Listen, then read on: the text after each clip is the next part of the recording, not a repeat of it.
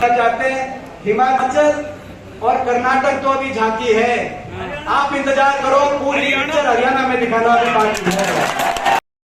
हाथ से हाथ जोड़ो अभियान के तहत आज नारनौल के सीएल फार्म हाउस में कांग्रेस प्रदेश अध्यक्ष चौधरी उदय भान, सांसद दीपेंद्र सिंह हुड्डा ने कार्यकर्ताओं के साथ बैठकर पार्टी संगठन को मजबूत बनाने और आगामी चुनावी रणनीति पर चर्चा की।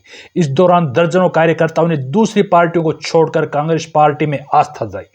बुजुर्ग नौजवान साथी मातृशक्ति, आप लोग बहुत देर से बैठे, गर्मी में, इतनी उमस में और इतना लंबा समय एक अग्नि परीक्षा आपने यहाँ पे दी है, क्योंकि इतनी अग्नि बरस रही है, इतनी गर्मी है, अग्नि परीक्षा दी है और अग्नि परीक्षा में आपने पसीना भी बहुत बहाया है। मैं आपको विश्वास दिलाता हूँ, ये जो पसीना आपने बहाया है ये व्यर्थ नहीं जाएगा, रंग ले जाएगा, हरियाणा में निश्चित तौर से बदलाव लेके आएगा। परिवर्तन की आवाज हरियाणा कोने कोने में गूंज रही है, कालका से लेकर और नागर चौधरी तक और डबाली सिरसा से लेकर होटल तक, जहां से हमारे अध्यक्ष जी आए। आप किसी गांव, किसी शहर में जाकर आप किसी व्यक्ति से बात करो तो एक ही आवाज आ रही है कि बीजेपी जेजेपी खट्टर दुष्यंत सरकार जा रही है और कांग्रेस की सरकार आ रही है, क्योंकि इन्होंने, आपने इनको मौका दिया 9 साल, 9.5 साल हो गए। 9 साल में तक हरियाणा के विकास की प्रक्रिया को ठप कर दिया आपने। जो विकास, जो सुनते थे कि विकास कम ज्यादा तो होता है सरकारों में, मगर उतना नहीं, विकास की सुई रुक गई। एक परियोजना, कोई शिक्षा का संस्थान, कोई अस्पताल, कोई मेट्रो, कोई रेल की लाइन, कोई एक बताए जो हरियाणा सरकार ने, दुख होता है इस बात को देखकर, 9.5 साल में नए काम तो किए नहीं, पुरानी परियोजनाओं को भी एक एक करके दूसरे प्रदेशों में जाने दिया। एयरपोर्ट आना था हमारा मैम के पास, वो एयरपोर्ट चला गया नोएडा के अंदर, तो इंटरनेशनल एयरपोर्ट दूसरा बनना था। कितना नुकसान हुआ अंदाजा लगा सकते हो आप। आपने यूनिवर्सिटी बनाना तो दूर की बात है, कोई कॉलेज खुलवाना दूर की बात है। क्या कारण है?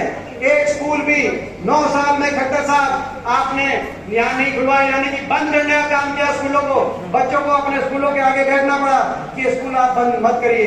ये आज इस सरकार की नीति और नीयत इस इलाके के लिए भी और पूरे हरियाणा के लिए भी, और इसीलिए एक हम लड़ाई लड़ रहे, संघर्ष, कि हरियाणा दोबारा से विकास की पटरी पे आए, विकास का पहिया हरियाणा में फिर घूमे, हरियाणा के अंदर हरियाणा के नौजवान का उज्जवल भविष्य हो, हरियाणा के किसान का अच्छा भविष्य हो, हरियाणा के गरीब का अच्छा भविष्य। उन्होंने सारे एससी वर्ग के हमारे भाई, बैकवर्ड के हमारे भाई, छत्तीस बिरादरी के गरीब परिवारों की चलने वाली सारी योजनाएं बंद कर दी।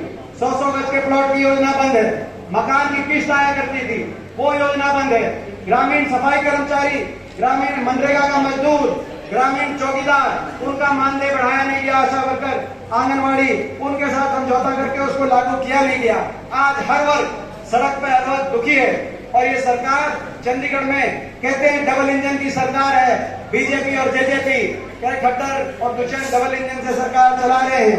लेकिन कैसा डबल इंजन है? ये डबल इंजन से लूटने लग रहे हैं। समझौता किया इन्होंने, गठबंधन, लोगों ने सरकार नहीं बनाई पिछली बार बीजेपी की, आपके आशीर्वाद से कांग्रेस को बराबर लाके खड़ा कर दिया था, थोड़ी बहुत सीटों का फर्क रहा। तो जब इनकी सरकार पूरी मेजोरिटी से नहीं बनी तो 10 सीट आई थी एक जेजेपी पार्टी नामक एक पार्टी, दुष्यंत चौटाला की पार्टी। उन्होंने कहा कि हम समर्थन दे रहे हैं 5100 पेंशन के लिए। मैं पूछना चाहता हूं आपसे, वो 5100 पेंशन हरियाणा में आ रही है या नहीं आ रही है? हरियाणा के बड़े बुजुर्गों को देश में सर्वाधिक 6000 बुढ़ापा पेंशन को देने का हाथ से हाथ जोड़ेंगे।